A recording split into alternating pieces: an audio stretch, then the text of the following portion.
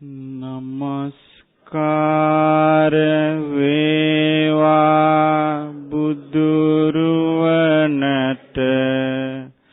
සමදා බුදු හිමි සරණ යමි. නමස්කාර වේවා ධම්රුවනට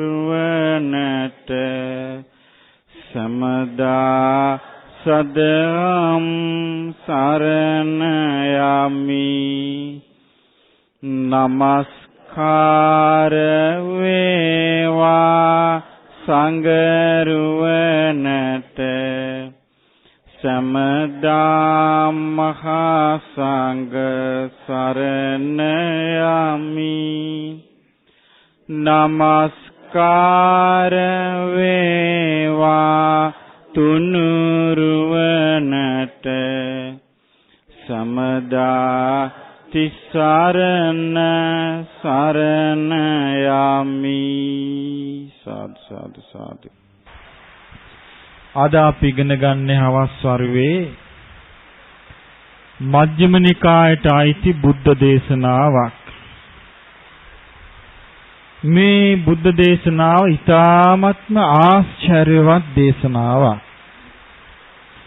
මේ බුද්ධ දේශනාව දේශනා කරලා අවසන් වෙනකොට ඒ දේශනාව අහගෙන හිටපු ස්වාමින් වහන්සේලා 69ක් අමා මහ නිවන අවබෝධ කරගත්තා.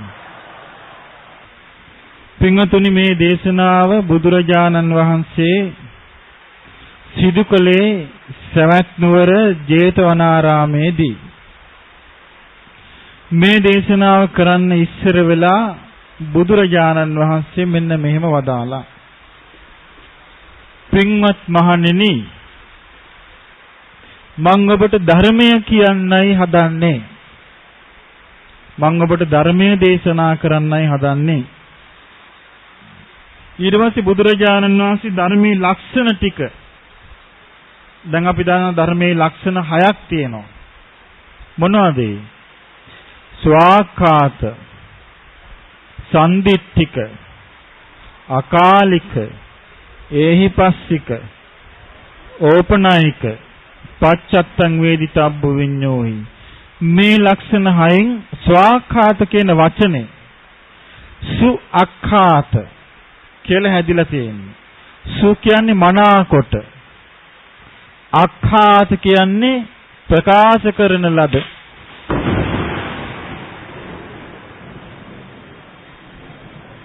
මනාකොට ප්‍රකාශ කරන ලද කියන එක. මනාකොට ප්‍රකාශ කරන ලද ධර්මය දැන් අපි ශ්‍රවණය කරන්න හදන්නේ. ඒ මනාකොට ප්‍රකාශ කරන ලද ධර්මයේ ලක්ෂණ බුදුරජාණන් වහන්සේ පෙන්වා දෙනවා. ඒ තමයි ආරම්භයත් ලස්සනයි. මනාකොට ප්‍රකාශ කරන ලද මේ ධර්මයේ ආරම්භයත් ලස්සනයි. මැදත් ලස්සනයි. මේ ධර්මයේ මැද කොටසත් ලස්සනයි. අවසානයත් ලස්සනයි. ඒ ධර්මයේ අවසානයත් ලස්සනයි. ඒකට කියනවා ආදි කල්යාණ, මජ්ජේ කල්යාණ, පරියෝසాన කල්යාණ.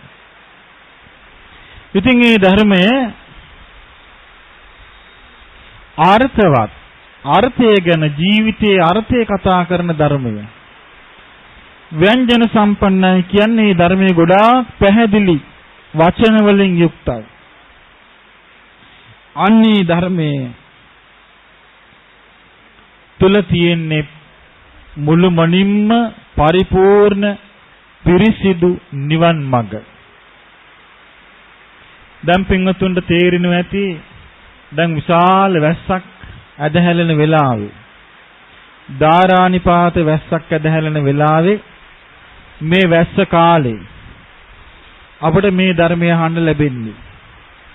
ධර්ම ගෞරවය නිසාම මේ පින්වතුන් ධර්මයට තියෙන ආශාව නිසාම වැස්ස බලන්නේ නැතුව වහින බව දැනම දහස් සංඛ්‍යාත පිරිසක් එක්රොක් වුණා. බුදුරජාණන් වහන්සේගේ ධර්මය අසන්නට ඕන. අපි බුදුරජාණන් වහන්සේගේ ධර්මය අවබෝධ කරගන්නට ඕන කියන අදහස් කරගෙන මේ වැස්ස වහිනකට මට මතක් වුණා එක සිදුවීමක්. මේ පිංගුතුන් අහලා ඇති දණිය. දණිය කියලා කෙනෙක් හිටියා බුදුරජාණන් වහන්සේගේ කාලේ ගොපල්ලෙක්. හරක් බලන කෙනෙක්. ඉතින් එදා පායලා තිබිච්ච වෙලාවේ ගම් යුරක මේ ගොපල්ලා නැවතිලා හිටියා හරක් පටියක් සමග. ආකාශයේ මේ වගේ කළු කරගෙන ආවා. ආකාශේ කළු කරගෙන එනකොට මේ දණියට හරි සතුටුයි. මේ දණිය ආකාශය දිහා බලලා කියනවා දැන් ඉතින් මේ මම කිරි දෝවලා තියෙන්නේ මේ හරකුන්ගේ බත්තු වෙලා තියෙන්නේ මම මහේ කියන ගංගා තීරේ වාසය කරන්නේ මම දැන් සතුටින් ඉන්නවා වැස්ස දැන් ඕනතරම් වහින්න කියලා කිව්වා. හයියෙන් වැස්ස දිහා බලලා කවියක් කිව්වා. එදා බුදුරජාණන් වහන්සේ දැක්ක මෙයා මේ වැස්ස දිහා බලාගෙන මේ ආකාශ වලාකුළු දිහා බලාගෙන කවි කිව්වට එදා වහින වැස්සෙන් මහා ගම් වතුරක් පැන නැගිලා මේ ඔක්කොම මුහුදුපත් වෙනවා. ගඟේ ගහගෙන ගිහිල්ලා මුහුදට යනවා කියලා දැක්කා. දැකලා ඒගොල්ලන්ව බේර ගන්න කල්පනා කරලා බුදුරජාණන් වහන්සේ ගඟේ මෙහා ඉවුරේ ඉඳලා අරය ගඟ ආකාශ දිහා බලලා හයියෙන් කවියක් කිව්වම බුදුරජාණන් වහන්සේ මෙගොඩ ඉඳලා හයියෙන් කවියක් කිව්වා.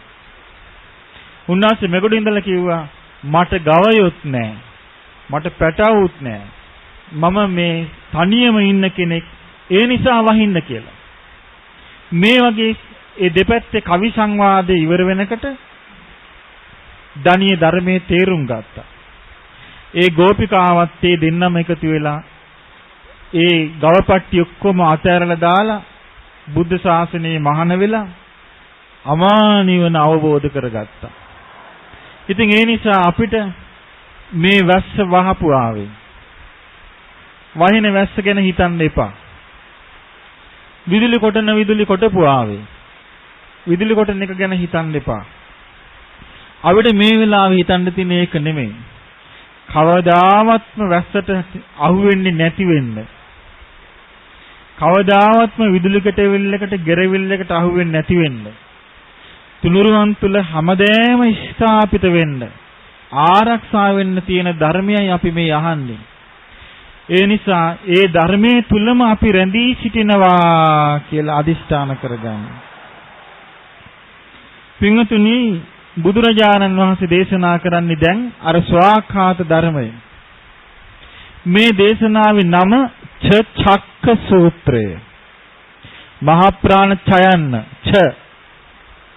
චක්ක කියන එකෙත් මහා ප්‍රාණ ඡයන්න. චක්ක සූත්‍රය කියන වචනේ තේරුම 6 ඒව 6ක්. චක්ක සූත්‍රය කියන වචනේ තේරුම 6 ඒව 6ක්.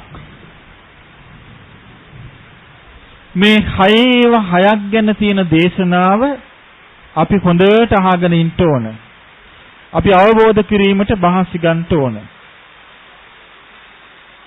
බුදුරජාණන් වහන්සේ වදාළ මහණෙනි තමන් ළඟ තියෙන ආයතන 6 ගැන අවබෝධ කරගන්න ඕන. පළවෙනි එක. මොකද්ද පළවෙනි එක? තමන් ළඟ තියෙන ආයතන 6 ගැන අවබෝධ කරගන්න ඕන. දෙවෙනි එක බාහිර ආයතන 6 ගැන අවබෝධ කරගන්න ඕන. මොකද්ද දෙවෙනි එක? බාහිර ආයතන 6 ගැන අවබෝධ කරගන්න ඕන. තුන්වෙනි එක 6 ආකාර විඥානය ගැන අවබෝධ කරගන්න ඕන. මොකද තුන්වෙනි එක 6 ආකාර විඥානය ගැන අවබෝධ කරගන්න ඕන. හතරවෙනි එක 6 ආකාර ස්පර්ශය ගැන අවබෝධ කරගන්න ඕන. මොකද හතරවෙනි එක? හය ආකාර ස්පර්ශය ගැන අවබෝධ කරගන්න ඕන. පස්වෙනි එක හය ආකාර වේදනාව ගැන අවබෝධ කරගන්න ඕන. මොකද පස්වෙනි එක? හය ආකාර වේදනාව ගැන අවබෝධ කරගන්න ඕන. ඊළඟට හයවෙනි එක හය ආකාර තණ්හාව ගැන අවබෝධ කරගන්න ඕන. මොකද්ද හයවෙනි එක? හය ආකාර තණ්හාව ගැන අවබෝධ කරගන්න ඕන. එතකොට කරුණු 6යි. 1 තමන්ගේ ආයතන 6 ගැන අවබෝධ කරගන්න ඕන. 2 බාහිර ආයතන 6 ගැන අවබෝධ කරගන්න ඕන. 3 හය ආකාර විඥානය ගැන අවබෝධ කරගන්න ඕන. 4 හය ආකාර ස්පර්ශය ගැන අවබෝධ කරගන්න ඕන. 5 හය ආකාර වේදනාව ගැන අවබෝධ කරගන්න ඕන. 6 හය ආකාර තණ්හාව ගැන අවබෝධ කරගන්න ඕන. ඔන්න දැන් බුදුරජාණන් වහන්සේ තෝරලා දෙනවා ඒක. මානිනේ හය ආකාර ආයතන 6. Taman ළඟ තියෙන හය ආකාර ආයතන 6 කියන්නේ මොනවද? මොනවද Taman ළඟ තියෙන හය ආකාර ආයතන 6? ඇස, කන, නාසය, දිව, ශරීරය, මනස. මෙන්න මේ ආයතන 6. දැන් මේ ආයතන 6 ඔබ ළඟ තියෙනවා. දැන් බුදුරජාණන් වහන්සේ මේ එකක් ගානේ තෝරලා දෙනවා. මේක ටිකෙන් ටික ගැඹුරට යන දේශනාවක්. දැන් අපිට මේක තේරෙනවා. අපි ළඟ ආයතන 6ක් තියෙනවා. තේරෙනව නේද? තියෙනවා. ඇස, කන, නාසය, දිව, ශරීරය, මනස. දැන් ඔන්න අපි ළඟ ආයතන 6ක් තියෙනවා. මේ ආයතන 6 නිට්ටයද අනිත්‍යද? අනිත්‍යයි. දැන් විදුලි කොටනකට අපි ගැස්සෙන්නේ මොකද? ඒ අනිත්‍ය දේ මම කියලා හිතාගෙන ඉන්න නිසා. ඒ අනිත්‍ය දෙයට අනුතරක් වුණොත් කාට කියන්නද කියලා තමයි අර විදුලි කොටනකට ගැස්සෙන්නේ. නමුත් මේ අනිත්‍ය දේ අනිත්‍ය හැටියටම අවබෝධ වුණා නම් අපිට පුළුවන් ගැස්සුණත් ඒවලේ මායි හිත හදා ගන්න පුළුවන්. මේ අනිත්‍ය දේවල් නේද? මේ මම නොවේනේ, මගේ නොවේනේ, මගේ ආත්මෙ නොවේනේ කියලා. මෙන්න මේ අනිත්‍ය දේවල් 6 ගැන බුදුරජාණන් වහන්සේ වදාලා මොකද්ද? අවබෝධ කරගත යුතු 6ක්. දැන් මේ පින්වතුන් දන්නවා චතුරාර්ය සත්‍යයේ ඒ සත්‍ය හතරට කෘත්‍ය හතරක් තියෙනවා. කෘත්‍ය හතරක් කියන්නේ කල යුතු දේවල් හතරක් තියෙනවා. දුක්ඛාරි සත්‍යයේ කල යුතු දේ මොකද්ද? අවබෝධ කිරීම. සමුදයාරි සත්‍යයේ කල යුතු දේ මොකද්ද? ප්‍රහාණය කිරීම. නිරෝධාරි සත්‍යයේ කල යුතු දේ මොකද්ද? සාක්ෂාත් කිරීම. මාර්ග සත්‍යයේ කල යුතු දේ මොකද්ද? ප්‍රගුණ කිරීම. එහෙමනම් මේ ඔක්කොම තියෙන්නේ අවබෝධ කිරීම මත. අවබෝධ කළ දුක්ඛාර සත්‍ය ඒ ඔක්කොම කරා යනවා. අන්න ඒකයි බුදුරජාණන් වහන්සේ මෙතන දේශනා කළේ. අවබෝධ කරන දේවල් දැන් මේ තියෙන්නේ. දැන් ආයතන 6 කියන්නේ එතකොට අවබෝධ කළ යුතු දෙයක්. දැන් ආයතන 6 ගැන අපි අවබෝධ කරන්නේ නැහැ. ඒ නිසායි අපි මෙච්චර කල් මේ සංසාරේ ආවේ. දැන් මේ ජීවිතේදී අපි කවදාවත් හිතපු නැති දෙයක් දැන් හිතලා තියෙනවා. මොකද්ද? මේවා අවබෝධ කළ යුතුයි කියලා අපි දැන් හිතලා තියෙනවා. මේට කලින් ජීවිතේක අපි හිතුවේ නැහැ. අපි මේවා වැළඳගත්තා. මේ තුල ජීවත් වුණා. මේවෙන් සතුටු වුණා. ඒවා මැරිලා යන එකට අපි අඬ මැරුණා. නමුත් මේ ජීවිතේදී අපි අවබෝධ කරලා තියෙනවා අනිත්‍යදී අනිත්‍ය වෙද්දී ශෝක කරන්නේ නැතුව ඉන්න නම් අපි මේවා අවබෝධ කරගත යුතුයි කියලා. ඊළඟට බුදුරජාණන් වහන්සේ පෙන්නනවා බාහිර ආයතන 6 ගැන අවබෝධ කරගත යුතුයි. දැන් තමන්ගේ ආයතන 6 ගැන අපි දැන් ඔන්න ඉගෙන ගත්තා. බාහිර ආයතන 6 කියන්නේ මොනවද? රූප, ශබ්ද, ගන්ධ, රස, ස්පර්ශ, අරමුණු. රූප, ශබ්ද, ගන්ධ, රස, ස්පර්ශ, අරමුණු. මේ රූප, ශබ්ද, ගන්ධ, රස, ස්පර්ශ, අරමුණු කියන ආයතන 6 බුදුරජාණන් වහන්සේ වදාළ මේවා අවබෝධ කළ යුතුයි. දැන් අපිට සිද්ධ වුණේ ඒක නෙමෙයි. අපි කලේ ඇල්ම එනකට ඒක අල්ලගත්තා. ගැටෙනට ඒක තල්ලු කළා. අවබෝධ කළේ නැහැ.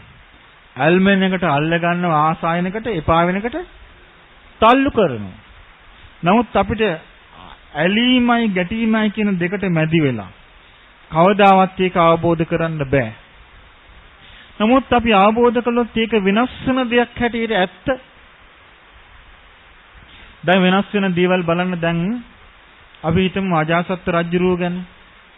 අජාසත් රජුරුව තාත්තා මැරුවේ ඇයි? රජකම ගන්න. රජකම ගන්න ඕන උනේ ඇයි? සැප විඳින්න. අජාසත් රජුරුව මොකද කළේ? බිම්බිසාර රජුරුව මැරුවට පස්සේ ඒ මාලිගාවේ හිටියේ නැහැ. අජාසත් රජුරුව බිම්බිසාර රජුරුව මැරුවට පස්සේ වෙනම මාලිගාවක් හැදුවා. වෙනම ආරක්ෂාවක් දාගත්තා. වෙනම රැකවරණයක් හරිගස්ස ගත්තා. නමුත් මේ වෙනකොට එකක්වත් තියෙනවද? ඒගොල්ලෝ ඇඳපු ඇඳුම් තියෙනවද? ඒගොල්ලෝ කන් වල පැලඳපු ආභරණ තියෙනවද? ඒගොල්ලෝ පරිහරණය කරපු බඩු මුට්ටු තියෙනවද? අඩු ගානේ වළඳක් පිඟානක් තියෙනවද? නැහැ. අඩු ගානේ බිත්තියේ කොටසක් තියෙනවද? නැහැ. ඔක්කොම අනිත්‍ය වෙලා ගියා. එහෙනම් මේ ඇහැට පෙනිච්ච දේ අනිත්‍ය දෙයක් නෙමෙයිද? අනිත්‍ය දේවල්. නමුත් ඒ රජුරෝ හිතියේ මොකද්ද ධර්මයට එන්න කලින්? මේවා ඔක්කොම මට ඕන හැටියට තියාගන්න පුළුවන් දේවල් කියලා. දන්නේම නැතු ඒ ඔක්කොම වෙනස් වෙලා යනවා. අපේ රටේ ගත්තොත් එහෙම රජවරු හිටියා. හැමදේම ඉන්න බලාගෙන විශාල ආරක්ෂක පිරිස් දාගෙන පුළුවන් වුණාද? බෑ. ඒ ඔක්කොම වෙනස් වෙලා යනවා. එහෙනම් ඇහැට පේන රූප ඔක්කොම වෙනස් වෙලා යනවා. අපිට මතක තියෙන්න ඕන එකක් තමයි ඒව වෙනස් වෙලා යන බව. කනට ඇහෙන ශබ්ද ඔක්කොම වෙනස් වෙලා යනවා. නාසයට දැනෙන ගඳ සුවඳ වෙනස් වෙලා යනවා. දිවට දැනෙන රස වෙනස් වෙලා යනවා. කයට දැනෙන පහස වෙනස් වෙලා යනවා. හිතට හිතෙන සිතිවිලි අන්න හිතට හිතෙන අරමුණුත් බුදුරජාණන් වහන්සේ පෙන්වලා තියෙන්නේ බාහිර එකක් කියලා. හිතට හිතෙන අරමුණු ගැනත් උන්වහන්සේ වදාළේ මොකද්ද? බාහිර දෙයක් කියලා. දැන් අරමුණයි සිතයි අතර වෙනස ඔබට අඳුනන්න පුළුවන්ද? පුළුවන්ද බැරිද? කොහොමද අඳුනගන්නේ? දැන් අරමුණයි හිතයි අතර වෙනස අඳුනගන්න ලේසි ක්‍රමයක් කියන්නම් මම. දැන් ඔබට තරහක් ඇති වෙනවා කියමු. ඒතර ඔබ හිතනවා නෑ නෑ මං තරහ ගන්න හොඳ නෑ. මම මේක වෙනස් කරනවා කියලා උන මෛත්‍රී සිත පහල කරනවා. අරමුණයි සිතයි එකයි නම් තරහ ඇතනම ඔබට වෙනස් කරන්න පුළුවන්ද? බෑනේ. අරමුණයි සිතයි දෙකක් නිසා ඔබ ඒක කළේ. එතකොට බලන්න අරමුණක් තියෙනවා, සිතක් තියෙනවා, අරමුණක් තියෙනවා. අරමුණ බාහිර එකක්. අරමුණ වෙනස් කරන්න පුළුවන් එකක්. එතකොට අන්න ඒ වගේ ආයතන බාහිර ආයතන 6 ඇත්ත తත්ත්වය අවබෝධ කරගන්න ඕන. ඊළඟට 3 විඥාන 6. විඥාන 6 අවබෝධ කරගන්න ඕන. දැන් ඔබට තේරෙනවා දැන් කලින් කියාපු දෙක. මොකද්ද? තමන්ගේ ආයතන 6 මොනවද? රූප, ඇස, කන, නාසය, දිව, ශරීරය, මනස. බාහිර ආයතන 6 රූප, ශබ්ද, ගන්ධ, රස, ස්පර්ශ, අරමුණු. දැන් බුදුරජාණන් වහන්සේ වදාළ විඥාන හය ගැන මෙන්න මෙහෙම. මහණෙනි, ඇහැයි රූපයයි නිසා උපදිනවා චක්ඛු විඥානය. එහෙනම් ඇහි විඥානය හටගන්නේ මොකක් නිසාද? ඇහැයි රූපයයි නිසා. ඇහැයි රූපයයි නිසා උපදිනවා චක්ඛු විඥානය. කනයි ශබ්දයයි නිසා උපදිනවා සෝත විඥානය. නාසයයි ගඳ සුවඳයි නිසා උපදිනවා ගාන විඥානය. දිවයි රසයයි නිසා උපදිනවා ජීවහා විඥානය. කයයි පහසයි නිසා උපදිනවා කාය විඥානය. මනසයි අරමුණුයි නිසා උපදිනවා. එහෙනම් විඥාණය කියන්නේ අභ්‍යන්තරිකය කියන්නේ තමන්ගේ ආයතනයයි බාහිර ආයතනයයි සම්බන්ධ කරන පාලම විඥානය. එතකොට සෝත විඥානය කියන්නේ ශබ්දයයි කනයි ශබ්දයයි සම්බන්ධ කරන දේ. ගාහන විඥානය කියන්නේ නාසයයි ගඳ සුවඳයි සම්බන්ධ කරන දේ. ජීවහා විඥානය කියන්නේ දිවයි රසයයි සම්බන්ධ කරන දේ. කාය විඥානය කියන්නේ කයයි පහසයි සම්බන්ධ කරන දේ. ඒ කියන්නේ හිතින් දැන ගන්නවා. මනෝ විඥානය කියන්නේ අරමුණේ සම්බන්ධ වෙච්ච ගමන් ඔන්න අපේ ලෝකේ පටන් ගත්තා. ඔන්න ඊට පස්සේ දුක පටන් ගත්තා. දවසක් බුදුරජාණන් වහන්සේගෙන් ඇහුවා මේ දුක කුමක් නිසා හට ගන්නවාද කියලා. උන්වහන්සේ එක වචනයකින් උත්තර දුන්නා. මොකද්ද? ස්පර්ශයෙන් දුක හට ගන්නවා කියලා. ස්පර්ශයෙන් දුක හට ගන්නවා කියන එකේ තේරුම පස්සපච්චය කියන එක. ඒ කියන්නේ ස්පර්ශය ඇති වෙච්ච ගමන් එතන යා දැනගන්න සියලු දේ අයිති මොකේටද? දුකට අයිති. අන්න ඒකයි බුදුරජාණන් වහන්සේ පෙන්නන්නේ. දැන් කියන්නේ වැස්ස නිට්ටයද අනිත්‍යද කියලා? ඕනේ දැක්කනේ. එතකොට ස්පර්ශය දැන් අපි විඥානය දැන් කතා කළා. මොනවද? ඇහි විඥානය, කනේ විඥානය, නාසයේ විඥානය, දිවේ විඥානය, කයේ විඥානය, මනසේ විඥානය කියලා විඥාන හය. විඥානය ගැන බුදුරජාණන් වහන්සේ වදාළේ මොකක් වගේ කියලාද? මායාවක් වගේ කියලා. විඥාකාරී හන්දියක විඥා පෙන්නනවා. මේ විඥා පෙන්නනකොට ඒ විඥා බලනවා වගේ තමයි විඥානෙට අහු වුණාම. දැන් බලන්න අපිට ඇහෙන් රූප අපි අඳුනගත්තේ නැද්ද? අඳුනගත්තා. අවබෝධ වුණාද? නෑ. කලින් අපි ශබ්ද අඳුනගත්තේ නැද්ද?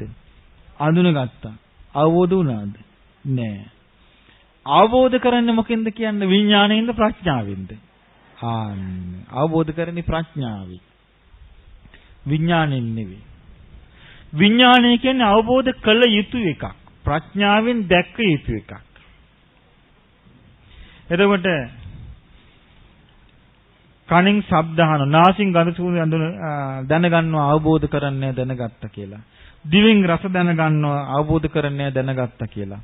කයෙන් පහස දැනගන්නවා, හිතට එන අරමුණු දැනගන්නවා දැනගත්තට අවබෝධ කරන්නේ නැහැ. මොකද ඒ දැනීම තුල සම්පූර්ණ තියෙන්නේ මායාවක්. මේ නිසායි අපිට මේ ග්‍රහණයෙන් නිදහස් වෙන්න අමාරු. මේ බන්ධනෙන් නිදහස් වෙන්න අමාරු එකයි. දැන් ලෝකේ අනිත් ඕනම දෙයක් ගැන කතා කිරීමට ඕන කෙනෙකුට පුළුවන්. හැබැයි චතුරාර්ය සත්‍ය අර. ඇයි චතුරාර්ය සත්‍ය ගැන කතා කරන්න නම් චතුරාර්ය සත්‍ය අවබෝධ කරපු කෙනෙකුගේ පිළිසරණක් තිබෙන්න ඕනේ. අන්න ඒකයි මේකේ තියෙන විශේෂත්වය. බුදුරජාණන් වහන්සේ නමකගේ උපකාරයෙන් තොරව මේ ධර්මය අවබෝධ කරන්න බෑ. අන්න එහෙමනම් මේ ආයතන 6 අපි තේරුම් ගත්තා. බාහිර ආයතන 6 තේරුම් ගත්ත විඥාන 6 මායාකාරී දේවල් 6ක් අපි ඉගෙන ගත්ත. දැන් විඥාන කීයක් තියෙනවද? 6මද තියෙන්නේ? 7ක් තියෙනවා. 6යි තියෙන්නේ. විඥාන කීයක් තියෙනවද? 6යි තියෙන්නේ. ඊට වැඩිද? නෑ. මේ 6ට වැඩි විඥානයක් නෑ. මම එහෙම කිව්වේ මොකද? මහායාන පොත්වල තියෙනවා විඥාන 7ක් තියෙනවා. ඇවිද රෝන් දෙක ගහනක වෙන විඥානයක්. ඒ විඥානේ තමයි කියලා තියෙනවා මේ ආලේ විඥානය කියලා එකක්. මෙහෙම යනවා. ඇවිද යනවා ඒ කකුල් තියෙන විඥානේ. එතකොට බුදුරජාණන් වහන්සේ වදාළ එකක් ඔය අන්තරාභව කතාවක් කර නැහැ ඔන්න ඕවා කියනවා. ඒවා ඔක්කොම බුද්ධ වචන නෙමෙයි, බුද්ධ දේශනාවල් නෙමෙයි. බුදුරජාණන් වහන්සේ අවබෝධ කරපු ධර්මයක් නෙමෙයි. ඒවා අවබෝධ කළා කාටවත් චතුරාර්ය සත්‍ය අවබෝධ කරන්නත් බෑ. මේ ධර්මයේ පෙන්වන්නේ මේ විඥානය කෙරෙහි පහදින්න කියලාද? නෑ. අවබෝධ කරලා ඒ කෙරෙහි තියෙන ආසාව ආසාරින්නයි මේ අපිට විස්තර කරන්නේ. දැන් බලන්න මේ දේශනාව කරගෙන යනකොට ඒ ස්වාමීන් වහන්සේ අරහත් වුණා. ඒකේ තේරුම තමයි එහෙනම් මේවා ඔක්කොම අවබෝධ කළා. ඊළඟට බුදුරජාණන් වහන්සේ වදාළ මහණෙනි සය ආකාර ස්පර්ශය අවබෝධ කරගන්න ඕන. කියන මහණෙනි ඔන්න ඔය විදිහට අසත් රූපත් නිසා චක්කු විඥානය හට ගන්නවා. ඔය තුනේ එකතු වීම ස්පර්ශයයි. අසත් රූපයත් නිසා චක්කු විඥානය හට ගන්නවා. ඒ තුනේ එකතු වීම ස්පර්ශයයි. එහෙනම් කනේ ස්පර්ශය කියන්න බලන්න. කනත් ශබ්දයක් නිසා සෝත විඥානය හට ගන්නවා. ඒ තුනේ එකතු වීම ස්පර්ශයයි. ඊළඟ එක නාසයත් ගඳ සුවඳත් නිසා ගාහන විඥානය හට ගන්නවා. ඒ තුනේ එකතු වීම ස්පර්ශයයි. ඊළඟ එක දිවත් රසයත් නිසා ජීවා විඥානය හට ගන්නවා. ඒ තුනේ එකතු වීම ස්පර්ශයයි. ඊළඟට කයත් පහසක් නිසා කාය විඥානය හට ගන්නවා. ඒ තුනේ එකතු වීම ස්පර්ශයයි. ඊළඟ එක මනසත් අරමුණුත් නිසා මනෝ විඥානය හට ගන්නවා. ඒ තුනේ එකතු වීම ස්පර්ශයයි. ස්පර්ශය ගැන බුදුරජාණන් වහන්සේ හොඳ උපමාවක් අපිට උගන්වලා තියෙනවා නේ. මොකක්ද ඒ උපමාව? හැම ගහපු ගව දෙන්න වගේ කියනවා. හැම ගහපු ගව දෙන්න වගේ කියන එකෙන් තේරුම ලොකු අර්ථයක් උන්වහන්සේ දෙනවා. බලන්න මේ උපමාවලින් අපිට තේරුම් ගන්න පුළුවන් ස්පර්ශය හැටි. උන්වහන්සේ දේශනා කළේ කොහොමද? හැම ගහපු ගව දෙන්නක් හැම ගහලා ඉවර නිදහස් කළා ඊට පස්සේ ඈට ඉන්න බෑ. ඈගෙන් වතුරට බහිනවා. සතුන්ගෙන් බේරෙන්න විදියක් නැහැ. ගොඩට එනවා. ගොඩ ගහකට හේත් වෙනවා. බේරෙන්න විදියක් නැහැ. එලිමහන්ට දුවනවා. බේරෙන්න විදියක් නැහැ. ඒ වගේ ඇහැයි රූපයයි විඥානය එකතු වුණා නම් රූප දකින්නවාමයි. කනයි ශබ්දයි විඥානය එකතු වුණා නම් ශබ්ද ඇසෙනවාමයි. නාසයයි ගඳ සුවඳයි විඥානය එකතු වුණා නම් ගඳ සුවඳ දැනෙනවාමයි. දිවයි විඥානයයි රසයි එකතු වුණා නම් රස දැනෙනවාමයි. කයයි විඥානයයි පහසයි එකතු වුණා නම් පහස දැනෙනවාමයි. මනසයි අරමුණයි විඥානය එකතු වුණා නම් අරමුණ දැනෙනවාමයි. ගැලවෙන්න බෑ. දැන් ඔන්න අපිට ශබ්ද ඇහෙනවා. අපිට පුළුවන් ද අපිට ඕන ශබ්ද විතරක් අහලා එපා ශබ්ද අතාරින්න? අපි ශබ්දයක් අහන වෙලාවට ලවුඩ් ස්පීකර් එකක් දාලා තව මොකක් හරි එකක් ඇහුනොත් අපිට දෙකම ඇහෙන්නේ නැද්ද? ශබ්ද කියලා මොනවද තියෙන ඔක්කොම ඇහෙනවා. අපිට පුළුවන් අර මනස පාලනය කරලා අපිට පුළුවන් ඕනනම් අපිට ඒක අහන්න නැතුව වෙන තැනකට හිත යොමු කරන්න පුළුවන්. අන්න එතකොට විතරක් විඥානීය ක්‍රියාකාරීත්වය පාලනය කරන්න පුළුවන්. අන්න ඒ වගේ දෙයකින් ඇර අපිට වෙන කිසි දෙයක් කරගන්න බෑ. අන්න ඒ නිසා ඒ ඔක්කොම අනිත්‍ය දේවල්. දැන් එතකොට ස්පර්ශය කියන්නේ සම්පූර්ණ අනිත්‍ය දේවල් වල එකතුවක්.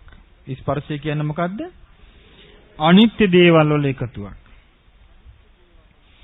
බුදුරජාණන් වහන්සේ වදාලා වේදනාව ගැන ඊළඟට වේදනාව 6 ආකාරයි. දැන් බලන්න මේ ටිකෙන් ටික මේක පළල් වෙන හැටි. ඉස්සෙල්ලා පෙන්නුවා. දැන් අපි ගමු ඉස්සෙල්ලා මොනවද ඉස්සෙල්ලාම කිව්වේ? ආයතන 6න් අපි පළවෙනි එක විතරක් ගමු. ඇස. ඊළඟට බාහිර එක ගමු. රූප. එන්න දෙකයි. ඊළඟට දේශනා කළේ විඥාණය. විඥාණය කියන එකට මේ දෙක එකතු වෙනවා. ඇහැයි රූපයයි දෙක නිසා උපදිනවා චක්කු විඥාණය. ඊළඟට කතා කළා ස්පර්ශය. ඇහැයි රූපය නිසා චක්කු විඥාණය හට ගන්නවා. ඒ තුනේ එකතු වීම ස්පර්ශයයි. ඔන්න ඊළඟට කියනවා වේදනා 6 ආකාරයි කියලා. ඇහැයි රූපය නිසා චක්කු විඥාණය හට ගන්නවා. ඒ තුනේ එකතු වීම ස්පර්ශයයි. පස්සපච්චය වේදනා. ස්පර්ශය හේතු කොටගෙන වේදනාව ඇති වෙනවා. ඔන්න ඇහි ස්පර්ශය හේතු කොටගෙනයි වේදනාවක් හටගන්නේ. කනේ හටගන්න වේදනාව කොහොමද හටගන්නේ? කනයි ශබ්දයයි නිසා සෝත විඥානයක් හටගන්නවා. ඒ තුනේ එකතු වීම ස්පර්ශයයි. ඒ ස්පර්ශේනුයි වේදනාව හටගන්නේ. දැන් ඔන්න මේ කියන්නේ පිරිසිදු විදර්ශනාව. ඒතර වේදනාවක් හටගන්නකටම අපිට අවබෝධයක් වෙනවා නම් දැන් අපි කියමු මොන කනේ ශබ්දයක් ඇහුවා. ආල දුකක් හටගත්තා. ඒතර අපිට තේරුම් ගත හැකි විදර්ශනාව වඩනවා නම් කනයි ශබ්දයයි නිසා සෝත විඥානය හටගන්නවා. කනයි ශබ්දයයි සෝත විඥානය තුනේ එකතු වීම ස්පර්ශයයි. ඒ ස්පර්ශයනේ මේ වේදනාව හටගත්තේ. කියලා අන්නේ ඔක්කොම අනිත්‍ය වශයෙන් දකින්න පුළුවන් නම් අන්න විදර්ශනා. ඒක තමයි විදර්ශනා. දැන් අපි කිව්වොත් කනෙන් ශබ්දයක් ඇහෙනවා. ඇහෙනවා කියලා හිතනවා. සද්දයක් කියලා හිතනවා. ඒක මොකද්ද? එහෙම එකක් බුද්ධ දේශනාවක නැහැ. එතකොට අපි පැහැදිලිව තේරුම් ගන්න ඕනේ දැන් බලන්න මේ දේශනාව චක්ක සූත්‍රයේ. ශබ්දයක් ඇහෙනකොට කොච්චර දේවල් විඳීමක් ඇති වෙනකොට කොච්චර දේවල් ගොඩක් සිද්ධ වෙලාද නේ. කනයි ශබ්දයයි නිසා විඥානයක් හට අරගෙන ඒ තුනේ එකතු වෙලා ඒ එකතු වීමෙන් තමයි ඒ ස්පර්ශයෙන් තමයි වේදනාවක් හටගන්නේ. එහෙනම් වේදනාවක් නැති යන්නේ. ඒ ඔක්කොම මේ ස්පර්ශය වෙච්ච දේවල් අනිත්‍ය වෙලා ගිය ගමන් අර වේදනාව නැති වෙලා යනවා. ඊළඟට කියන්න බලන්න නාසයේ වේදනාව කොහොමද ඇති වෙන්නේ කියලා. නාසයයි ගඳ සුවඳයි නිසා ගාහන විඥානයේ උපදිනවා. ඒ තුනේ එකතු වීම ස්පර්ශයයි. ඒ ස්පර්ශයෙන් වේදනාව හටගන්නේ. එහෙනම් කියන්න බලන්න දිව ගැන. දිවත් රසයත් නිසා ජීවා විඥානය හටගන්නවා. ඒ තුනේ එකතු වීම ස්පර්ශයයි. ඒ ස්පර්ශයෙන් වේදනාව හටගන්නේ. දැන් කියන්න බලන්න කය ගැන. කායත් පහසත් නිසා කාය විඥානය හටගන්නවා. ඒ තුනේ එකතු වීම ස්පර්ශයයි. ඒ ස්පර්ශිනි වේදනාව හටගත්තේ. දැන් අපි කියමු ඔබට කොන්දේ අමාරු හැදුණා කියලා දැන්. දැන් එතකොට කොන්දේ අමාරු හැදිලා උනද රිද්දෙනවා. දැන් කොහොමද තේරුම් ගන්නෙ? කායත් පහසත් නිසා කාය විඥානය හට ගන්නවා. ඒ තුනේ එකතු වීම ස්පර්ශය. ඒ ස්පර්ශයනේ මේ වේදනාව කියලා. දැන් කියමු ඔබ දැන් භාවනා කරනවා. ඔබට දැන් කායට සනීපයක් දැනෙනවා. මොන කාය විඥානයක්. හැදලා විදීම කියලා කායට සුඛයක් දැනෙනවා. ඒ වේදනාව මොකද්ද? කායත් පහසත් නිසා කාය විඥානය හට ගන්නවා. ඒ තුනේ එකතු වීම ස්පර්ශයයි. ඒ ස්පර්ශයනේ සැප වේදනාව හටගන්නේ. අන්න එහෙම බලන්න පුරුදු වුණාට පස්සේ අපේ හිතට අවබෝධ තේරෙන්න පටන් ගන්නවා මොකද්ද? මේවා ඔක්කොම වෙනස් වෙන දේවල් වලට අයිති දේවල්. මේවා වෙනස් වෙනවා, එකතු වුණාම එකතු වෙනවා, හැදෙනවා, වෙන් වුණාම ඒක නැති වෙලා යනවා. අන්න තේරුම් ගන්නවා. ඊළඟට මනසට තමයි. දැන් අපි වැඩිපුර දුක් විඳින්නේ කයෙන්ද හිතෙන්ද? හිතින් විඳින දුක් ටික අපි වාජනයකට පිරෙව්වොත් මේ ලෝකෙතරම් ලොකු වාජනයකුත් මදි. එක්කෙනෙකුට. ඒ තරම්ම මේ හිතවල දුක හටගන්නේ නැද්ද? හට ගන්නවා ඒ තරම්ම. ඒ තරම්ම හිතවල තියෙන තෘප්තිමත් නැති ස්වභාවය. බුදුරජාණන් වහන්සේ දේශනා කළ ඒකට අවිස්සිලා හිතේ තියෙන්නේ මොකද්ද? බුදුරජාණන් වහන්සේ එකයි දවසක් වදාළේ. දවසක් උන්වහන්සේ පිණ්ඩපාතේ වැඩියා. වැඩියාම ඒ ගමේ ඉන්න මිනිස්සු ඔක්කොටම මාරය වැහුණා. දැන් උන්වහන්සේ පාත්‍රය හොදගෙන පිණ්ඩපාතේ වැඩියා. ගමින් ඔක්කොටම මාරය වැහුණා. දාන්නේ නැහැ. හිස් පාත්‍රයෙන් තරම් ආපහු වඩිනවා. වඩිනකොට මාරය පෙනී හිටියා. මාරය පෙනී හිටලා ඇහුවා භාග්‍යවතුන් වහන්සේ මොකද අද? දාන්නේ නෑ නේද? බුදුරජාණන් වහන්සේ වදාලා ඉතින් මාරයා ඔබ ඉතින් දාන්නේ නොලැබෙන වැඩි කළා නේද? එහෙනම් ආයෙ වඩින්න කිව්වා. උන්වහන්සේ වදාලා ඒ වෙලාවේ සුසුකං වත ජීවාම කන්න නැතුණාට කමක් නැහැ කිව්වා. සුසුකං වත ජීවාම උස්සුකේසු අනුස්සුකා. හිත ඇවිස්සලා ඉන්න ලෝකේ ඒ කිසි ඇවිස්සිල්ලක් නැතුව මං සැපසේ ඉන්නවා. උස්සුකේසු මනුස්සේසු විහෙරාම අනස්සුකා. හිත ඇවිස්සිච්ච ලෝකේ හිත අවශ්‍ය ගන්න නැතුව මං සනසිඳලා ඉන්නවා. සුසුකං වත ජීවාම යේසං නෝනත්ති කිංචනං. අපට මොකවත් නැති නිසා අපි සැපසේ ඉන්නවා. පීති බක්කා භවිස්සාම දේවා ආබස්සරායත. ආවස්සර ලෝක දෙවියෝ වගේ මම ප්‍රීතිය විතරක් වළඳලා ඉන්නවා කිව්වා. අන්න බලන්න මේක පුළුවන් උනේ මොකද මේ ජීවිතය අවබෝධ කරපු නිසා. දැන් අපිට එක වේලක් එහෙම මෙහින් අඩුපාඩු වුණොත් එහෙම නේද? ඉතින් බලා ගන්න පුළුවන් නේ. එතකොට බලන්න එක වේලක් එහා මෙහා වුණොත් එහෙම වේල් දෙකක් එහා මෙහා වුණොත් එහෙම ඒ ළඟින් මැස්සෙක්වත් ගිහිල්ලා ඉවරයි. ඒ මොකද එහෙම වෙන්නේ? අවබෝධ නොවීම නිසා. අවබෝධ වුණාට පස්සේ දැන් බුදුරජාන් වහන්සේ කාලේ මං හිතනවා මේ වගේ නෙමෙයි මීට වඩා කියන්නේ මිත්‍යා දෘෂ්ටික සමාජයකනේ ගම් වලට යනකොට එහෙම රහතන් වහන්සේලාට මිනිස්සු ගහන්න ඇති සංවිධානය වෙලා. ඇයි ඇත්ත කියනවනේ. ගහන්න ඇති, කෑම නොදී ඉන්න ඇති, වහදෙන්න ඇති. කොච්චර දේවල් ওই බ්‍රාහ්මණ සමාජය කරන්නේ නැද්ද? ඉතින් මේ බෙන්තින් උන්වහන්සේලා පිරිනුවන් පෑවා සතුටින් හිටියා. ඉතින් අපිට ඒකෙන් පේනවා ජීවිතය අවබෝධ කිරීම කොයිතරම් වාසියක්ද කියලා. ඉතින් වේදනාව ගැන දැන් මනසේ ඇති වෙන වේදනාව ගැන අපි කතා කළේ. දැන් මනසේ එනවා සතුටක් හෝ දුකක් හෝ ඇති වෙනවා. එතකොට ඔබට හිතන්න පුළුවන් නම් මෙන්න මෙහෙම කොහොමද? මනසයි අරමුණු වෙන නිසා මනෝ විඥානය හට ගන්නවා. ඒ තුනේ එකතු වීම ස්පර්ශයයි. ඒ ස්පර්ශයනේ මේ වේදනාව හටගන්නේ කියලා. ඒක ගැඹුරටම බැලුවා. ගැඹුරටම බැලුවා වෙනවා. දැන් මනසට වේදනාවක් කෙනෙකුට අපි කරන්නේ මොකද? ඒ වේදනාව ඇති වෙන අරමුණම අල්ලනවා අපි. දැන් අපිට මනසට යම් කිසි දෙයක් මතක් වෙනවා. මතක් වෙලා වේදනාවක් එනවා. වේදනාවක් කෙනෙකුට අපි කරන්නේ අර මේ සිද්ධ වෙලා තියෙන මොකද්ද කියලා ඇතුළට විමසලා බලන එක නෙවෙයි. අපි කරන්නේ වේදනාව ඇතිවෙච්ච අරමුණ අල්ලගෙන අපි බයිනවා.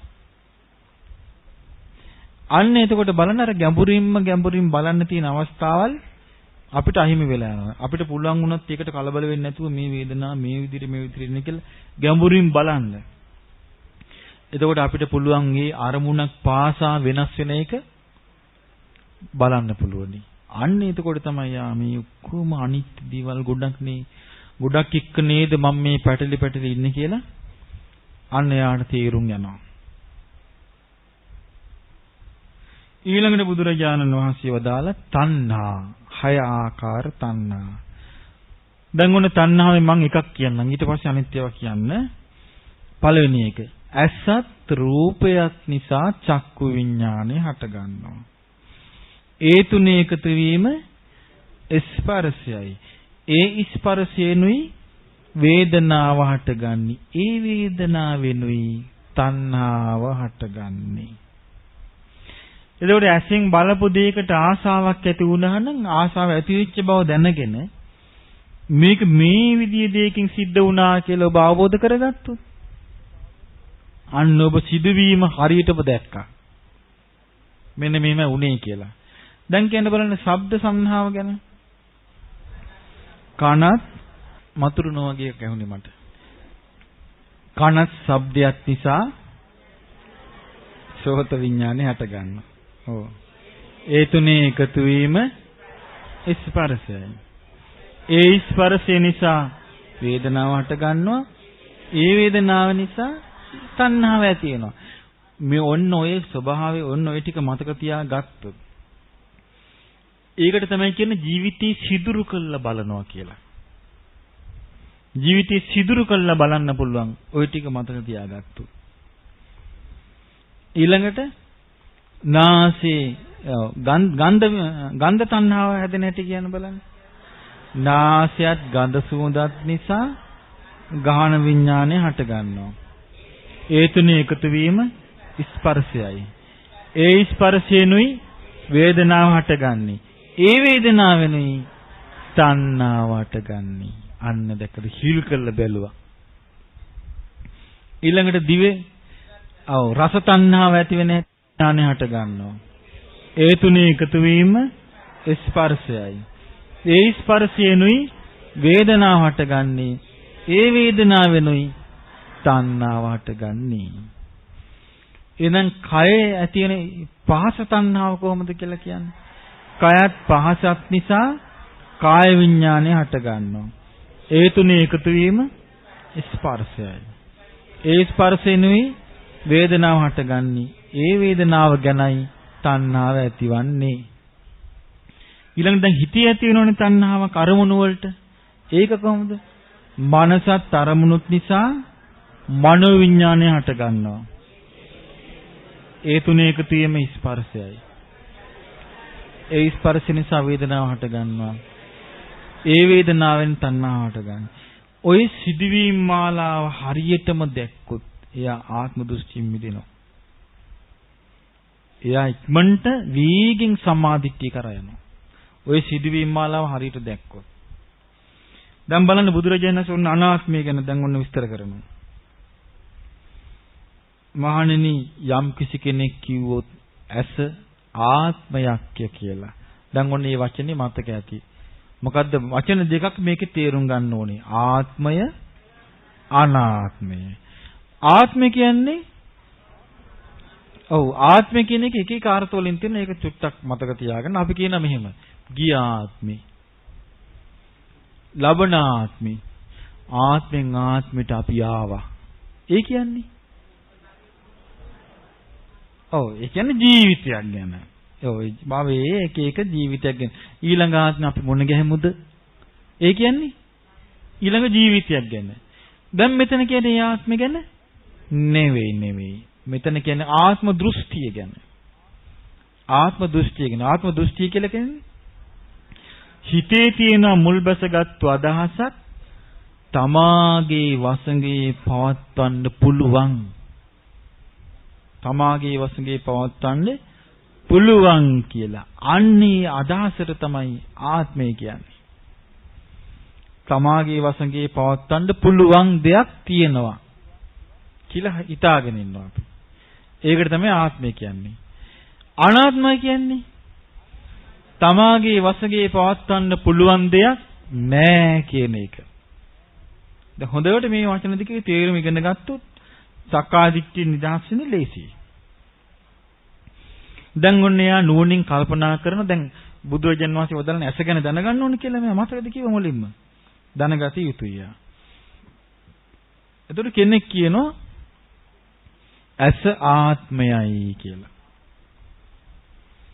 ඇස ආත්මයයි කිව්වට වැඩක් නැහැ. මොකද ඇසේ යථාර්ථය බලනකොට ඇසේ හට ගැනීමත් පේනවා, වෙනසී යාමකුත් පේනවා. ඇතිවීම නැතිවීම කියන දේ ඇස තුල තියෙන බව පේනවා. එතකොට එයා යම් කිසි කෙනෙක් ඇස ආත්මයයි කිව්වොත් අපිට කියන්න පුළුවන් එහෙනම් ඔයා කියනවා ඔය ආත්මය ඇති වෙන නැති වෙන එකක් නේ. ඇයි? ඔය ඇස ආත්මයක් කියනවා. නමුත් ඔය ඇස ආත්මයක් කියවට ඇසේ ස්වභාවය මොකද්ද? ඇති වෙන නැති වෙන එකක්. එහෙනම් ඔයා කියනා වූ ආත්මය ඇති වෙන නැති වෙන එකක්. එහෙනම් ඒක ආත්මයක් නෙවෙයි. එහෙනම් ඇස අනාත්මයි. තේරුණාද කියපේක? හොඳට ආයෙ අහන්න මම දැන් කියන්නම් ඒක ආයෙ මම. හොඳ තැනක් මේ අල්ලගන්න. කෙනෙක් කියනවා ඇස ආත්මයයි කියලා. කෙනෙක් මොකද්ද කියන්නේ?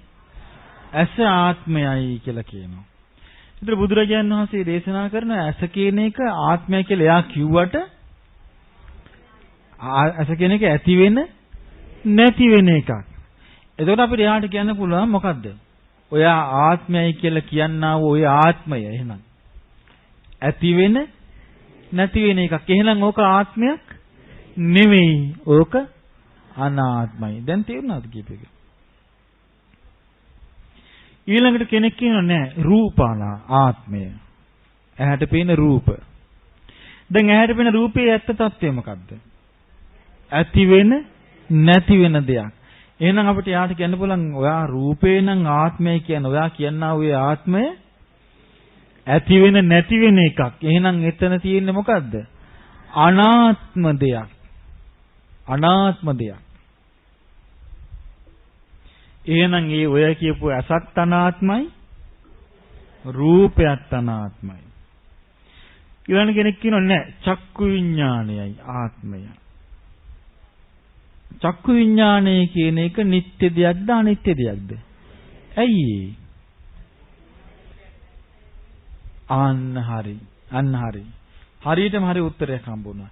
ඒ චක්කු විඥානේ හටගන්නේ මොකෙන්ද? ඇහැයි රූපය නිසා. එහෙනම් අනිත්‍ය වූ ඇහැයි අනිත්‍ය වූ රූපය නිසා හටගන්නා වූ චක්කු විඥානේ අනිත්‍යයි. එහෙනම් මේ චක්කු විඥානේ තියෙන්නේ ඇතිවීම නැතිවීම කියන දේ. එහෙනම් ඔබ කියනවා නම් ඒක ආත්මයක් කියලා. ඔබ කියනා වූ ආත්මය ඇති වෙන නැති වෙන එකක්. එහෙනම් ඒක අනාත්මයි. එහෙනම් අසත් අනාත්මයි, රූපත් අනාත්මයි, චක්කු විඥානයත් අනාත්මයි.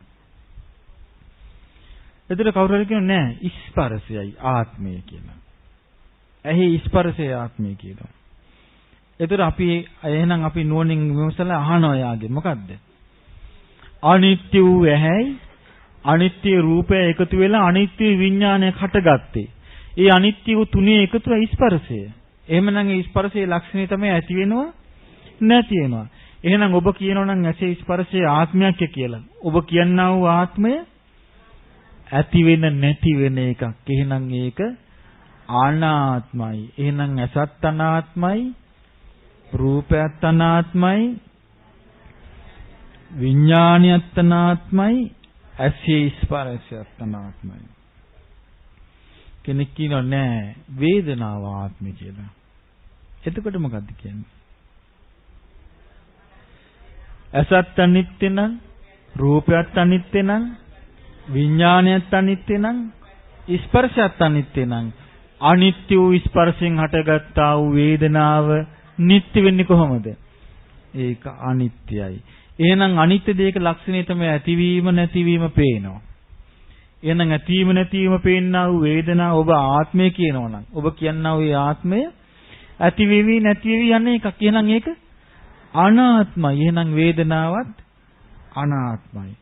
ඇස අනාත්මයි, රූපය අනාත්මයි, විඥානය අනාත්මයි, ඇසේ ස්පර්ශය අනාත්මයි, ඇසේ ස්පර්ශයෙන් හටගන්නා වූ වේදනාව අනාත්මයි. ඒකට කෙනෙක් කියනවා නෑ ආසාව ආත්මය. එදිට මොකද කියන්නේ? ඇස අනිත්‍ය නම්, රූප අනිත්‍ය නම්, විඥානය අනිත්‍ය නම්, ඇසේ ස්පර්ශය අනිත්‍ය නම්, ඇසේ ස්පර්ශයෙන් හටගන්න වේදනාව අනිත්‍ය නම්, ඒ වේදනාවෙන් හටගන්න තණ්හාව කොහොමද ආත්මයක් වෙන්නේ? එහෙනම් ඒ තණ්හාව තුලක් තියෙන ඇතිවීම නැතිවීම. එහෙනම් ඔබ කියනවා නම් තණ්හාව ආත්මය කියලා. එහෙනම් ඒක ඇත්ත වෙන්නේ නැති වෙන එකක් නිසා අනාත්ම දෙයක්. එහෙනම් කොහින් ගත්තත් එතකොට මේ හය ආකාරයටම විමසලා බැලුවත් තමාගේ වසඟේ පවත්වන්න පුළුවන් එක දෙයක්වත් නැහැ. ඔන්න ඔබට හොඳ භාවනා ක්‍රමයක් නේ. තමාගේ වසඟේ පවත්වන්න එක දෙයක්වත් නැහැ. අන්න ඒ විදිහට කන ගැනත් විමසා බලන්න කියලා කිව්ව බුදුරජාණන් වහන්සේ. කන ගැන කියන්න බලන්න.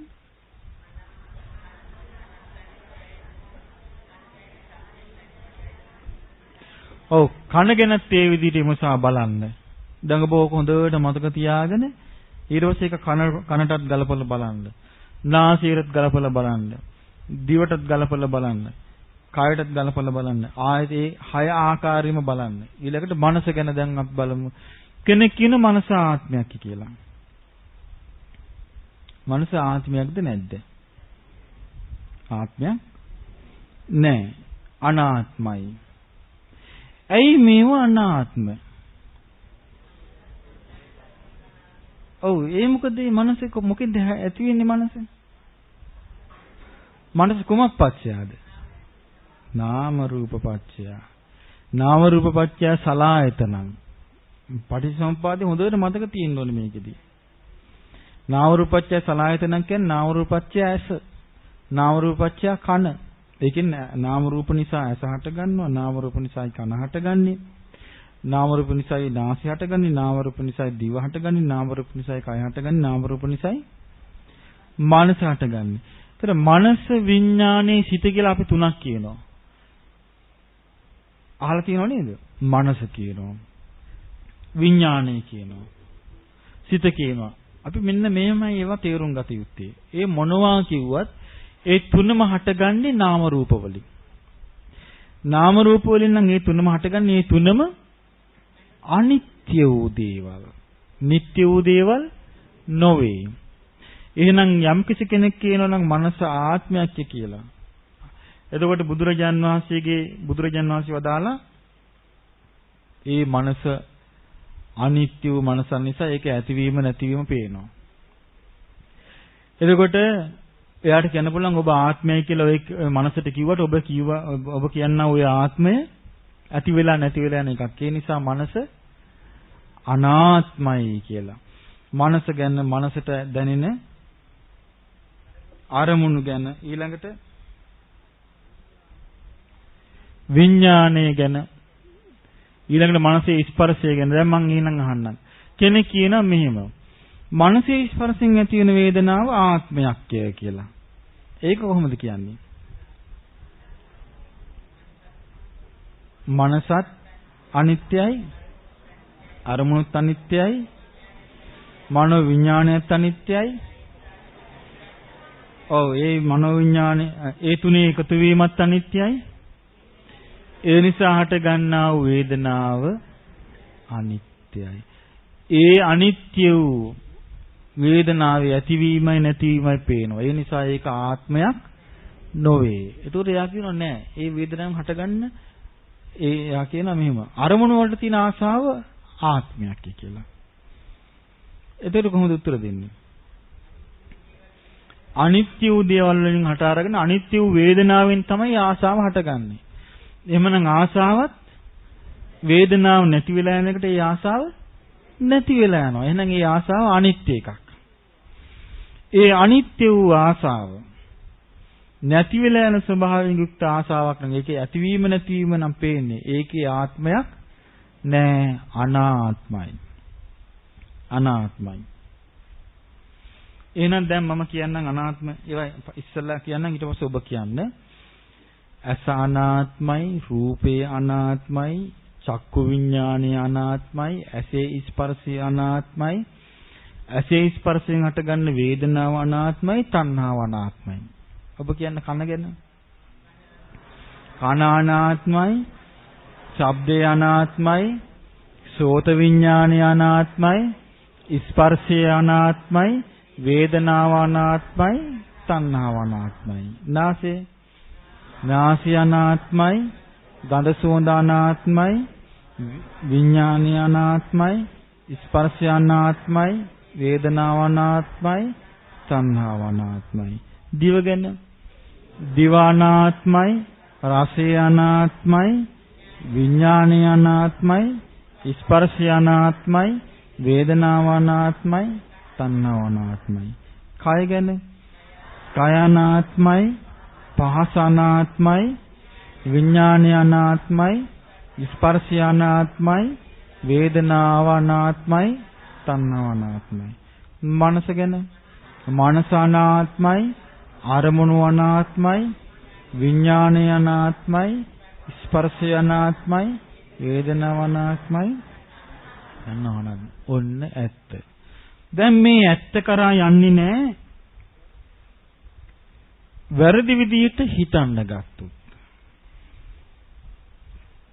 බුදුරජාණන් වහන්සේ දේශනා කරනවා මෙන්න වැරදි විදියට හිතීමෙන් සක්කාය දිට්ඨිය වර්ධනය වෙන ආකාරය. මොකක්ද? එයා හිතනවා ඇස මම, ඇස මගේ, ඇස මගේ ආත්මයයි. ඇහැට පේන රූප මම, රූප මගේ, රූප මගේ ආත්මයයි. චක්කු විඥානේ මම, චක්කු විඥානේ මගේ, චක්කු විඥානේ මගේ ආත්මයයි. එතකොට ඇහි ස්පර්ශය මම, මගේ, මාගේ ආත්මයයි.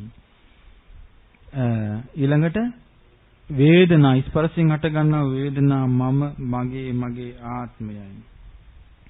තණ්හාව හිතනවා මම, මගේ ආත්මයයි කියලා හිතනවා. එතකොට යා මොකද්ද කරලා තියෙන්නේ? සක්කාය දිට්ඨිය පෝෂණය කළා. එහෙනම් අපිට පේනවා චේතනාත්මකව අපි ක්‍රියාත්මක වෙන ආකාරයේ අනුවයි සංසාර අනිත්‍ය වූ සංසාරේ හැදෙන්නේ. චේතනාත්මකව අපි ක්‍රියාත්මක වෙන ආකාරයට අනිත්‍ය වූ සංසාරෙන් ගැලවෙන්නේ. එහෙනම් මේ දුක දිගින් දිගට පවතින්නේ අපි මේ හදන පිළිවෙලටයි.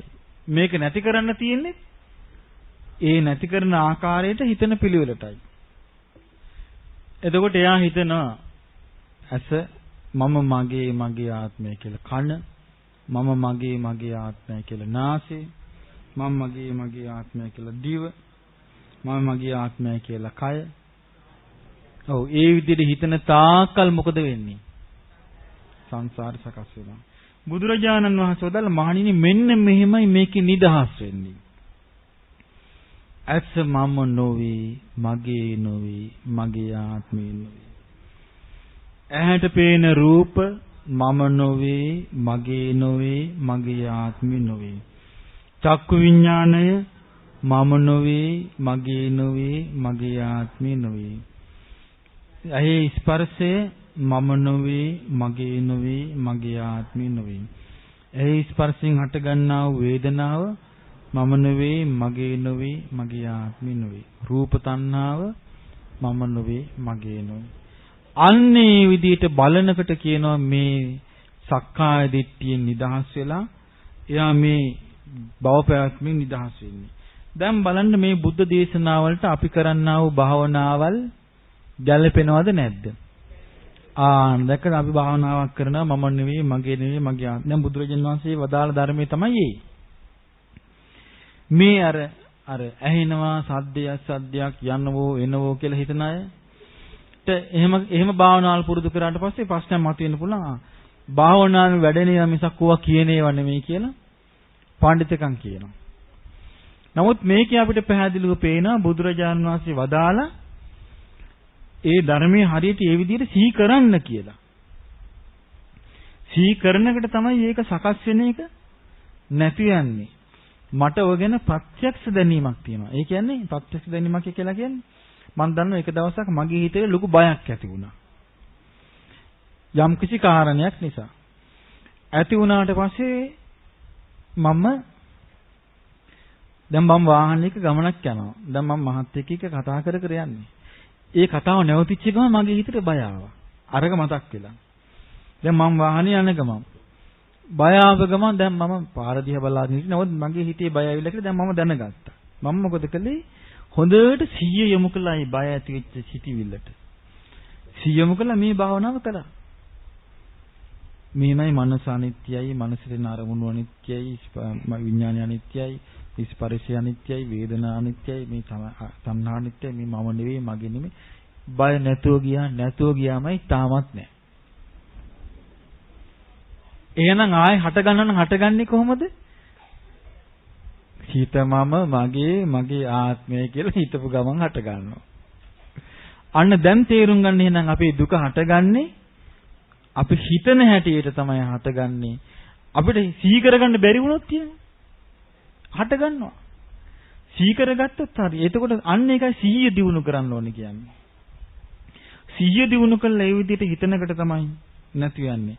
එතකොට බුදුරජාණන් වහන්සේ පෙන්වා දෙනවා ඇස ගැන, කන ගැන, නාසය ගැන, දිව ගැන, කය ගැන, මනස ගැන, රූප, ශබ්ද, ගන්ධ, රස, ස්පර්ශ අරමුණු ගැන, ඇහි විඥානි, කනේ විඥානි, නාසයේ විඥානි, දිවේ විඥානි, කයේ විඥානි, මනසේ විඥානි, ඇහි ස්පර්ශේ, කනේ ස්පර්ශේ, නාසයේ ස්පර්ශේ, දිවේ ස්පර්ශේ, කයේ ස්පර්ශේ, මනසේ ස්පර්ශේ, ඇහි ස්පර්ශෙන් හටගන්න වේදනා, කනේ ස්පර්ශයෙන් හටගන්න වේදනා, නාසයේ ස්පර්ශයෙන් හටගන්න වේදනා, දිවේ ස්පර්ශයෙන් හටගන්න වේදනා, කයේ ස්පර්ශයෙන් හටගන්න වේදනා, මනසේ ස්පර්ශයෙන් හටගන්න වේදනා, රූප තණ්හා, ශබ්ද තණ්හා, ගන්ධ තණ්හා, රස තණ්හා, පොට්ටබ්බ තණ්හා, ධම්ම තණ්හා. ඔය සියලු දේවල් මම කියලා අල්ලගත්තු නිසායි අපිට මේකෙන් ගැලවෙන්න බැරි වෙලා තියෙන්නේ. අපි වචනේ පාවිච්චි නොකරලාට මම මගේ ආත්මය කියලා පාවිච්චි නොකරලාට ඒ හැඟීම තියෙනවා. මේක තමන්ගේ වශයෙන් පවත්වන්න පුළුවන් කියලා හැඟීම තියෙනවා. ඒක අපි කටින් වචන වලින් නොකියුවට හැඟීම තියෙනවා. දැන් අපි කරන්නේ මේ බඳු හැඟීමක් තියෙන බව ඉස්සෙල්ලා වචන වලින් තේරුම් ගන්නවා. ඊළඟට හිතේ මේ හැඟීම නැති කරන්න බෑ. අපි කරන්නේ වචන වලින් ඉස්සෙල්ලා ඒක නැති කරනවා. නැති කරන්නේ අපි වචනෙන් හිතනවා. වචී සංස්කාර වලින් අපි හිතනවා. කොහොමද හිතන්නේ? ඇස මම නෙවෙයි, මගේ නෙවෙයි, මගේ ආත්මෙ නෙවෙයි. ඇහැට පෙනෙන රූප මම නෙවෙයි, මගේ නෙවෙයි, මගේ ආත්මය නෙවෙයි. චක්කු විඥාණය මම නෙවෙයි, මගේ නෙවෙයි, මගේ ආත්මය නෙවෙයි. චක්කු සම්පස්සේ ඒ කිව්වේ ඇහි ස්පර්ශේ මම නෙවෙයි, මගේ නෙවෙයි, මගේ ආත්මය නෙවෙයි. ඇහි ස්පර්ශයෙන් හටගන්නා වූ වේදනාව මම නෙවෙයි, මගේ නෙවෙයි, මගේ ආත්මය නෙවෙයි කියලා අර ඇත්ත දකින ආකාරයට නුවණින් විමසනකොට දැන් මතක තියාගන්න ඔය භාවනාවමයි දැන් ඔබ මරණින් මතු තුසිත යනවනම් ගිහිල්ලා කරන්න තියෙන මොකද්ද? ඔය භාවනාවමයි. දිවි ලෝක දෙවිවරු කරන 아무තු භාවනාවක් නෑ කරන්නේ. දෙවිවරු කරන්නේ දැන් මේ කියනා වූ භාවනාවමයි. ඒ නිසා දැන් ඔබ යම් විදියකින් මේ ජීවිතේ නැති වෙලා ඔබ සුගතියේ පන්නොත් දිව්‍ය ලෝකෙක ගියොත් ඔබට කරන්න තියෙන්නේ මොකද්ද? මේ භාවනාවමයි කරන්න තියෙන්නේ. වෙන භාවනාවක් නැහැ. ඒ ඉන්න දෙවිවරු දැන් කරනවා නම් කරන්නේ මොන භාවනාවද? මේ භාවනාවමයි කරන්න තියෙන්නේ. බඹලෝප ගියා කියමු. බඹලෝදී ඔබ කරන්නේ මොකද්ද? මේ භාවනාවමයි කරන්න තියෙන්නේ. ඒ නිසා ආර්ය අෂ්ටාංගික මාර්ගයේ ලෝකෙන් ලෝකයකට වෙනස් වෙන්නේ නැහැ. චතුරාර්ය සත්‍ය ලෝකෙන් ලෝකයකට වෙනස් වෙන්නේ නැහැ. මොකද මේ ලෝකේ හැම තැනම තියෙන්නේ දුක නම් පංච උපාදානස්කන්ධයක පැවැත්මක් තියෙන්නේ. පටිච්ච සමුප්පාදයක් තියෙන්නේ. මේ ආයතන තියෙන්නේ. මේ රූප වේදනා සංඥා සංකාර විඥානයන්ගේ ක්‍රියාකාරීත්වයක් තියෙන්නේ. එහෙනම් ඒකේ ඇත්තනම් අපි කතා කරන්නේ එහෙනම් සියලුම ලෝකවලට පොදු නැද්ද? සියලුම ලෝකවලට පොදු එකක්. ඒ නිසා මේව හොඳට වචනෙන් පුරුදු කරන්න ඕනේ. කඩේ ගිහිල්ලා බඩු අරගෙන යනකොට ප්‍රෙදි හොදනකොට නිකන් විවේකයෙන් ඉන්න වෙලාවට පුරුදු කරන්න ඕනේ. ඒ පුරුදු කරන වීරිය ඇති කරගන්නයි අමාරු. දැන් අපි ගත්තොත් වීරියක් ඔන්න මිනිස්සෙක් කුඹුරක් කොටනවා. කුඹුරක් කොටනකොට වහිනවා. වහිද්දිත් මෙයා කුඹුරු කොටනවා. එතකොට අපිට යා පේන්නේ වීරියවන්තයෙක් හැටියට නැති හැටියටද? වීරියවන්තයෙක් හැටියට. ඒ වීරිය මොන වීරියද? ඔව් ඒක මිච්ඡා වායාම. ඒක තුල යාට ආර්ය සත්‍ය අවබෝධයක් එයාට ඒ වීරියෙන් දිගටම ඉන්න පුළුවන්. නමුත් එයාට රාග සිටිවිල්ල එනකොට රාගයේ සිහි කර කර තමයි කුඹුර කොටන්නේ. තරහ එනකොට තරහ සිහි කර කර තමයි කුඹුර කොටන්නේ. බය එනකොට බය සිහි කර කර තමයි කුඹුර කොටන්නේ. එහෙනම් ඒ වීරිය තුළ අවබෝධයක් කරා යන මානසික වීරියක් නැහැ. මානසික වීරිය කියලා කියන එක තමයි ඇති කරගන්න අමාරු එක. මොකද හේතුව? මේ වීරිය ඇති වෙන්න කරුණු තුනක් ඕනේ. කරුණු තුනක් ඕනේ. මේ ධර්ම මාර්ගයේ යන්න කරුණු තුනක් ඕනේ. පළවෙනි එක මොකද්ද? ආතාපි.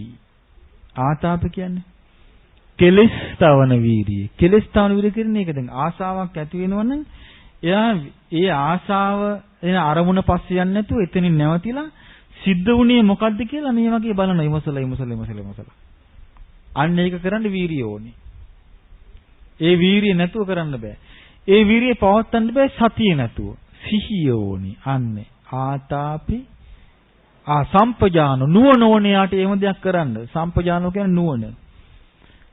තුන්වෙනි එක සතිමා සිහිය ඕනේ. ඔන්න තුන. මේ තුන නැතුව සමතෙත් වඩන්න බෑ. විදර්ශනා වඩන්නත් බෑ. එහෙනම් සමතේ වඩන්නයි විදර්ශනා වඩන්නයි මොකක්ද ඕන කරන්නේ? ඔය කරුණු තුන ඕනේ. වීරියයි සිහියයි නුවණයි. බුදුරජාණන් වහන්සේ ගොඩාක් වර්ණනා කරලා තියෙනවා වීරිය ගැන. කොච්චර වර්ණනා කරලා තියෙනවද කියලා නම් බුදුරජාණන් වහන්සේ අහනවා ඒ කාලේ ලිච්ඡවීන්ගේ රාජධානි විශාලාමහනුවර හරි දියුණුයි. හරීම දියුණු පළාතක්. බුදුරජාණන් වහන්සේ අහන මහණෙනි මේ විශාලාමහනුවර මොකද මෙච්චර දියුණු? දන්නවද කියලා අහනවා. ස්වාමීනි මොකද? මේ විශාලාමහනුවර නිදාගන්න මිනිස්සු නිදාගන්නේ ඔළුවට ලී වලින් හදපු කොට්ට. ලී වලින් හදපු කොට්ට තියාගෙන කියනවා. ඒ කලින් තිබිච්ච දියුණුව දැන් නැහැ කියන විශාලාමහනුවර අඩු වෙගෙන යනවා. මොකද කියලා අහනවා. දැන් ඔළුවට පුළුන් කොට්ට ඇවිල්ලා කියනවා. මහණෙනි මේ වගේ ඔබට මතකද කියලා අහනවා ඉස්සර වේගින් පිරිස රහත් වුණා. ඒ මොකද? ඒ අය ලී වලින් හදපු කොට්ට ලී කොට්ට ඔළුවට තියාගත්තු නිසා. දැන් මොකද මේ රහතන් වහන්සේලා අඩු වෙගෙන යන්නේ? ඔළුවට පුළුන් කොට්ට තියලා කියනවා. එතකොට බලන්න මේ චූටි දේ ඒක ලොකු දෙයක්ද? ඒ පුංචි දේ තුළ කොයිතරම් දෙයක් වෙලාද? අන්න ඒ වගේ වීරිය කියන එක මානසිකව ඇති කරගන්න ඕනේ. දැන් හිරිකඩ වැටෙනකොට, වැස්ස වහිනකොට, විදුලි කොටනකොට, ඒවට අවධානය යොමු නොකොට ධර්මයේ තුල ඔබ රැඳිලා ඉන්නවනම් අන්න ඔබේ වීරිය. අන්න ඒකයි වීරිය කියන්නේ. ඔන්න හිරිකඩ වැටෙනකොට සැකේ වැස්ස ඔන්න මෙන්න කියලා දැන් ඔන්න වටපිට බලනවා හිරිකඩ බලනවා ඇඟ අත ගන්නවා ඔළුව අත ගන්නවා. එතකොට දැන් ධර්මයේ සීවෙන්න තියෙන වෙලාව තමයි යන්නේ. එතකොට මොකද වෙන්නේ? එතකොට මේ අවධානය යොමු වෙන්නේ නැහැ. සිහිය කැඩෙනවද නැද්ද? සිහිය කැඩෙනවා. වීරිය ඇති වෙනවද නැද්ද? වීරිය නැති වෙනවා. නුවණ මෙහෙවන තියෙන අවස්ථාව මග ඇරෙනවා. අන්න දැක්කද චූටි දෙයකින් සිද්ධ වෙනවා. කතන්දරයක් තියෙනවා එක දවසක් අම්මා කෙනෙක් බණ අහන්න ගියා. සෙනඟ වැඩි. ඒ අම්මා එලිමහනේ වාඩි වෙලා හිටියා. ළමයා ඔඩොක්කුව තියාගෙන හිටියා. මොකද වුනේ? මේ ළමයාව සර්පෙක් කෑවා.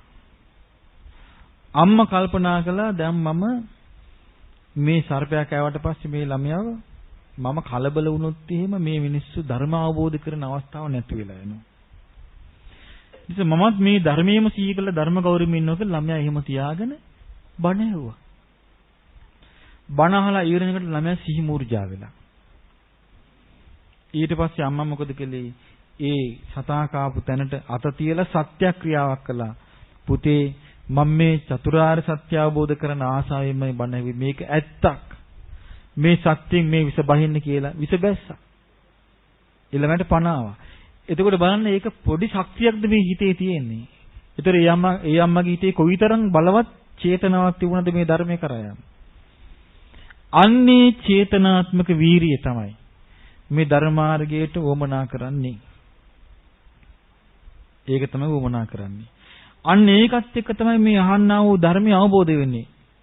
ඉතින් බුදුරජාණන් වහන්සේ දැන් බලන්නකො බුදුරජාණන් වහන්සේ අවදාළ එදා මේ දේශනාව උන්වහන්සේ දේශනා කරද්දී සමහරට උන්වහන්සේ දැන් අපි මේක පැයකින් හමාරකින් වගේ විස්තර කළේ උන්වහන්සේ මේක විස්තර කරනකොට පැය කීපයක් එක දිගට ස්වාමීන් වහන්සේලාට මේක විස්තර වශයෙන් කියා දීගෙන යන්න ඇති.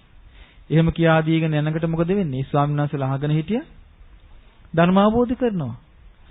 අන්න බුදුරජාණන් වහන්සේ වදාළ මේ විදියට හිතුවොත් මම නෙවෙයි, මගේ නෙවෙයි, මගේ ආත්ම නෙවෙයි කියලා. ඒවම් පස්සම් භික්කවේ සුතෝ ආර්ය ශාවකෝ ශ්‍රුතවත් ආර්ය ශ්‍රාවකයා ඔය විදියට යථාර්ථයේ දකිනවා. අනිත්‍ය දේ අනිත්‍ය වශයෙන්, දුක් දේ දුක් වශයෙන්, අනාත්ම දේ අනාත්ම වශයෙන් දකිනවා. දකින්නකොට මොකද වෙන්නේ? අන්න කලකිරෙනවා. ඇස කෙරෙහි කලකිරෙනවා, රූපේ කෙරෙහි කලකිරෙනවා, විඥානයේ කෙරෙහි කලකිරෙනවා, කන කෙරෙහි කලකිරෙනවා, නාසය කෙරෙහි කලකිරෙනවා, විඥානයේ කෙරෙහි කලකිරෙනවා, ස්පර්ශය කෙරෙහි කලකිරෙනවා, වේදනා කෙරෙහි කලකිරෙනවා, තණ්හාව කෙරෙහි කලකිරෙනවා.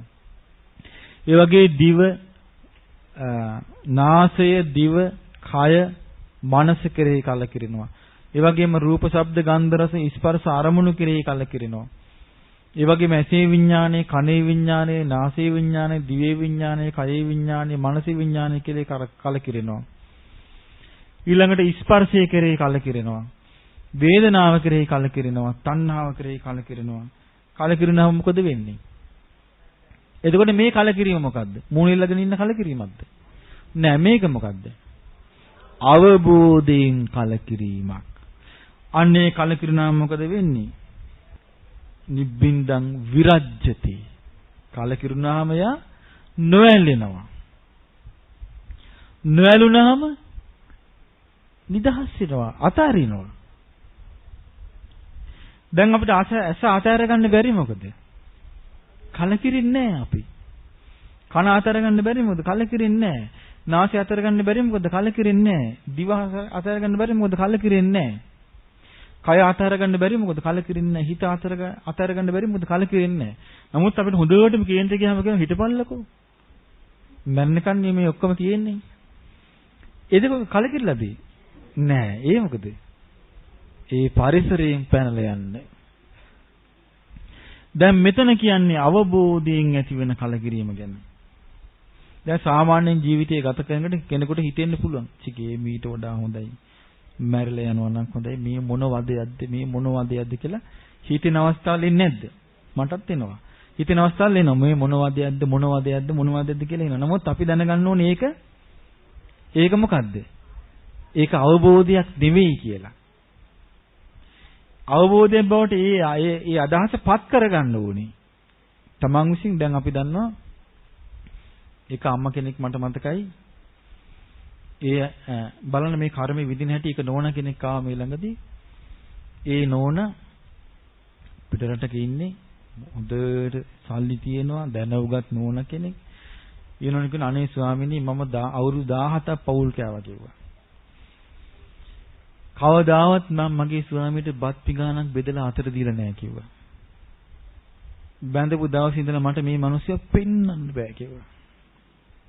බලන්න කර්මෙන් විඳවන්නේ හැටිනේ.